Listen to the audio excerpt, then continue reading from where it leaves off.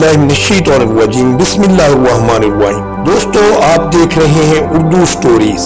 आज की इस नई वीडियो के साथ हम हाजिर खिदमत हैं। जिन्नात ऐसी जमीन पर बसते हैं जिस पर हम लोग रहते हैं। ज्यादातर वीरानों में, चटियल मैदानों में और गंदी जगहों पे, मसलन गुसलखाना, पायखाना, कूड़ा करकट और कब्रिस्तान वगैरह में जिन्नात आम होते हैं। ज्यादातर शैतान के इन्हीं अड्डों में ये पनाह गुज़ीन होते हैं। हदीस में गुसलखाना के अंदर नमाज पढ़ने की ममानत इसीलिए है क्योंकि इसमें गंदगी होती है और वो शैतान का अड्डा है। कब्रिस्तान में भी ममानत है इसलिए कि वो शिरक का जरिया है, बल्कि इसमें भी कभी शयातीन भी पनाह गुज़ीन होते हैं। शयातीन ऐसी जगहों में ज्यादा होते हैं जहां वो फितना और फसाद कर सकते हो, मसलन बाजार वगैरह। इसलिए नबी अकरम सल्लल्लाहु अलैहि वसल्लम ने एक सहाबी को ये कह के वसीयत की, जहां तक मुमकिन हो सबसे पहले बाजार में दाखिल ना सबसे आखिर में वहां से निकलो, इसलिए कि बाजार शैतान की मैदान जंग है और वहां अपना झंडा गाड़ देता है। मुस्लिम में भी इसको रवायत किया गया है। बिलाल बिन हारिस रजी अल्लाह ताला अन्हु से रवायत है, वो कहते हैं कि एक सफर में हमने रसूलुल्लाह सल्लल्लाहु अलैहि वसल्लम के साथ पड़ाव डाला। आप कज़ाए हाजत के लिए निकले। आप सल्लल्लाहु अलैहि वसल्लम की आदत मुबारका थी कि कज़ाए हाजत के लिए दूर जाया करते थे। मैंने आपको एक लोटा पानी दिया और आप सल्लल्लाहु अलैहि वसल्लम निकल गए। आपके पास मैंने लड़ने झगड़ने और शोरों गोगा की ऐसी आवाजें सुनी, इस तरह कभी नहीं सुनी थी। नबी अकरम सल्लल्लाहु अलैहि वसल्लम तशरीफ लाए तो मैंने इसके मुताल्लिक पूछा। आप सल्लल्लाहु अलैहि वसल्लम ने फरमाया, मुसलमान जिन्नात और मुशरिक जिन्नात आपस में लड़ रहे थे। उन्होंने मुझसे दरखास्त की कि मैं इनके रहने के लिए जगह मुतय्यन कर दूं। चुनाचे मैंने मुसलमानों के लिए बुलंद जमीन और मुशरिकों के लिए पस्त जमीन मुतय्यन कर दी। अब्दुल्ला बिन कसीर रावी कहते हैं कि मैंने कसीर से पूछा कि पस्त और बुलंद जमीन से क्या मुराद है, तो उन्होंने फरमाया बुलंद जमीन से देहात और पहाड़ मुराद है और पस्त जमीन से वो हिस्सा जो पहाड़ों और समंदरों के दरमियान होता है। कसीर ने कहा, मैंने देखा कि जिस शख्स का वास्ता बुलंद जमीन से पड़ा वो महफूज रहा और जिसका वास्ता पस्त जमीन से पड़ा वो महफूज नहीं रह सका। ज़मख़शरी ने रबीउल अबरार में कहा है, देहाती लोग कहते हैं कि कभी ऐसा होता है कि हम एक बड़ी जमात के पास पड़ाव डालते हैं और वहां खेमे और बहुत से लोग मौजूद होते हैं, लेकिन वो फौरन ही गायब भी हो जाते हैं। देहातियों का ख्याल है कि ये जिन्नात हैं और उनके ही खेमे होते हैं।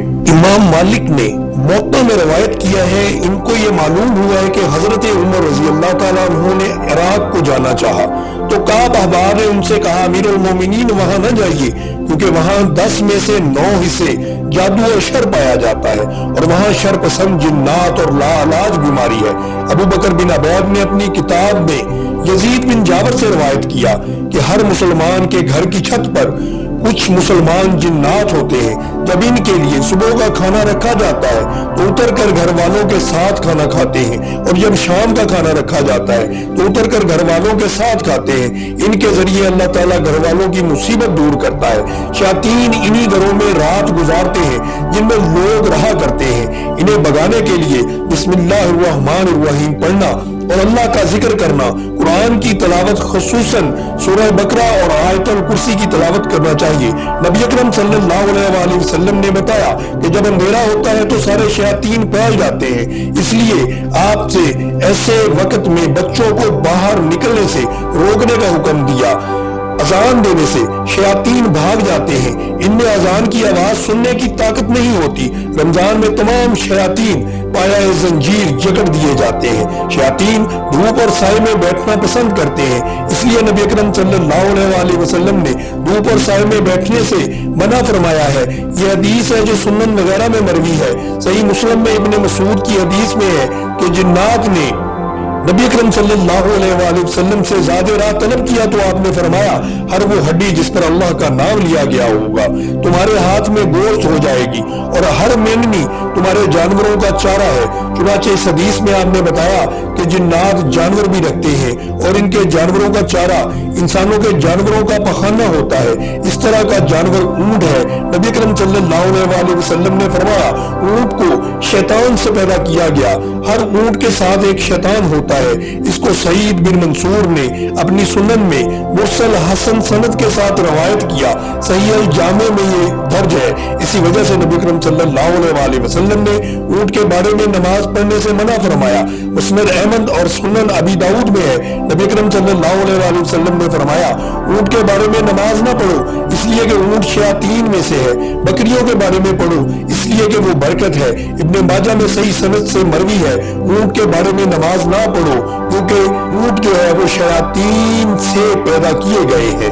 मज़कूरा वाला अहादीस में इन लोगों की तरदीद है जो ऊंट के बारे में नमाज की ममानत की वजह ये बयान करते हैं कि इसका पेशाब और पखाना निजस होता है। लेकिन यही सही है कि जिन जानवरों को गोश्त खिलाया जाता है, खाया जाता है, इनका पेशाब और पखाना निजस नहीं होता। शैतान की शक्ल नहायत खराब और भोंडी है। ज़हनों में भी ये बात बैठी होती है कि इसकी बदसूरती की वजह से अल्लाह ताला ने जहन्नम की तह में उगने वाले दरख्तों को शैतानों के सर से तशबीह दी है। करून वस्ता में ईसाई शैतान की तस्वीर एक काले कलोटे आदमी की शक्ल पर बनाते थे जिसकी घनी दाढ़ी होती थी, भवें ऊपर को उठी हुई होती, मुंह से आग के शोले निकलते और उसके सींग, खुर और दुम भी होती। सूरज के तुलू और गुरूब होने के वक्त नमाज नहीं पढ़नी चाहिए इसलिए कि सूरज शैतान के दो सींगों के दरमियान तुलू होता है।